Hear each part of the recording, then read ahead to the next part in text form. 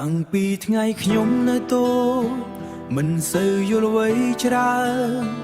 បងតែងនៅក្បែរមិនដែលឲ្យខ្ញុំដើរតែម្នាក់ឯងបងខំធ្វើការរាល់ថ្ងៃទោះនឿយហត់ប៉ុណ្ណាដើម្បីឲ្យខ្ញុំមានថ្ងៃសិក្សាមានក្តីសង្ឃឹមទៅមុខដើម្បីឲ្យខ្ញុំមានក្តីសង្ឃឹមទៅមុខ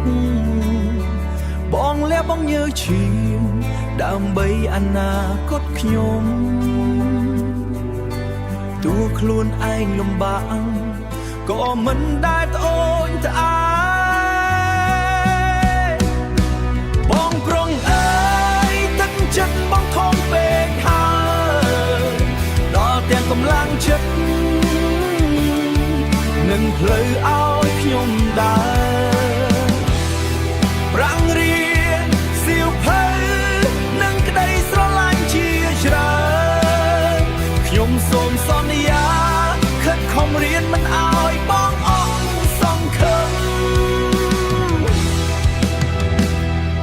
ថ្ងៃណាខ្ញុំបាក់ទឹកចិត្តបងជាអ្នកលើកទឹកចិត្តប្រាប់ឲ្យខ្ញុំតស៊ូ